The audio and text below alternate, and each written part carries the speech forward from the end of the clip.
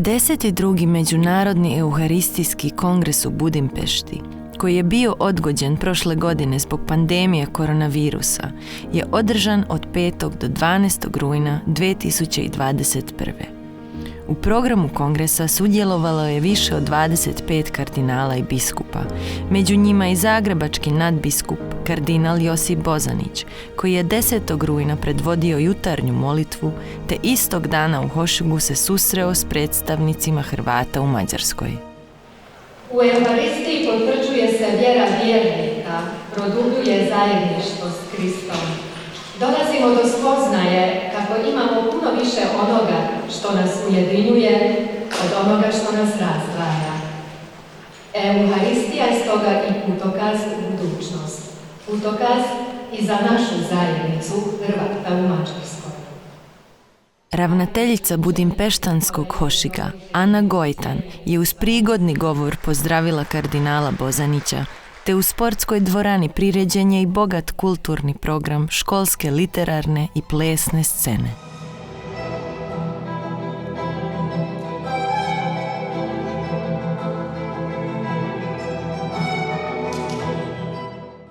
Okupljenima se obratio i kardinal Bozanić. Htio sam upravo doći ovdje gdje su nami. I mogu reći da sam sa pozornošću slušao što su govorili i još više se divio na kakav način su to iznijeli. Istaknuo je da glavni motiv njegova posjeta čine mladi i da misli kako su u njima skriveni mnogi talenti koji se sad već naziru, te će se manifestirati u budućnosti. I spomenuo je važnost mise, jer misli da je to jedan od glavnih čimbenika koji nas je očuvao kao obitelj i kao narod. Pa evo, ja mogu reći da je današnji dan, a osobito današnje popodne, nekako posebno za mene ispunjeno i ispunjeno je jednom radošću koja gleda u budućnost. Kad sam gledao djecu koja su govorila, pjevali, plesali, onda sam osjetio da smo to mi, da smo tu nekako doma i da imamo nešto zajedništvo i da je potrebno i posjetiti, da je potrebno njih podržati i da, reći ću jednu ovako izjavu, da možda nismo nekad svjesni kako imamo dobru djecu i mlade. Što poručujete Hrvatima u Mađarskoj? Pa hrvatska zajednica u Mađarskoj je s jedne strane velika, s druge strane možda kad se broji ne može se tako brzo nabrojiti veliki i doći do velikog broja.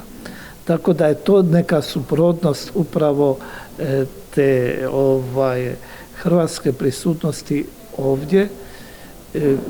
I mađarski narod je sigurno puno dobio od Hrvata koji tu žive i koji tu djeluju i zato je potrebno imati dobru i efikasnu povezanost između hrvatskog naroda i mađarskog, između Hrvatske države i Mađarske države.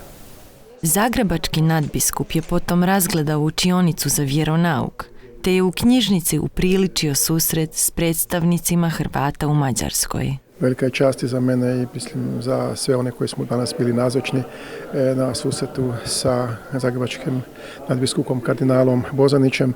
S jedne strane smo vidjeli jedan krasan program u izvedbi djece iz Hošiga, poslije je bilo i prilike malo i za jedan razgovor u ovako užem krugu u kome smo malo predstavili našu zapravo zajednicu, vjerski život Hrvata u Mađarskoj. Govorili smo o problemima oko nedovoljnog broja svećenika.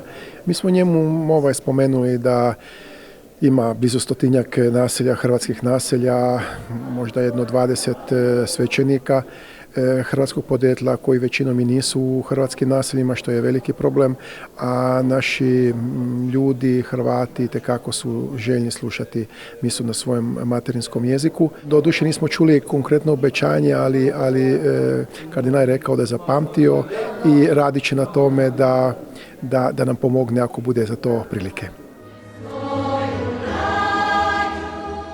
Na Euharistijskom kongresu 7. rujna na Danu mira se čula i hrvatska pjesma Krist na žalu. Članice hrvatskih zborova, Pečuškog ženskog zbora August Šenoa, Harkanja, Kukinja i Petrovog sela, odjevene u narodne nošnje svojih krajeva, izvele su ovu poznatu kršćansku pjesmu. Hvala svima onima koji su mislili na to da bi na ovoj današnjoj svetoj misi trebalo otpjevati jednu pjesmu na hrvatskom jeziku. Mene je potražio otac Vjenceslav Tot iz Budimpešte, a preporučila me je Melinda Adam iz Veleposlanstva Republike Hrvatske u Budimpešti da mu pomognem oko organiziranja pjevača. Dakle, pokrovitelj ovog našeg gostovanja jeste Jozo Solga, glasnogovornik Hrvata u Mađarskom parlamentu. Eto, zahvaljujući njemu mi danas ovdje 20-ak pjevača smo prenoćili u hotelu Hungexpoa i isto tako dobili jučer uvečer večeru i isto tako on nam je osigurao i prijevoz. I onda, eto, po dogovoru sa pjevačima, jedni su rekli odmah može, drugi su malo razmišljali, a treći su odustali i tako smo mogli doći onda iz Županije Baranje nas 11, a veoma nam je drago što su nam se priključile i pjevačice, članice pjevačkog zbora Ljubičice iz Petrovog sela. A i da ne govorim o tamburašima koje predvodi Vizvar i Zoltan, tako da njih imade 8, ja mislim da nas je 30-ak da ne kažem na pozornici, ali tamo po kraju oltara. Ima nas iz više zbora, ima nas iz Harkanja, ima iz Kukinja, a i iz Gradišća. Dakle, pošto nas nije samo iz jednog mjesta, nego i sa više strana, mi predstavljamo Hrvate u Mađarskoj i u nošnji, a i sa pjesmom.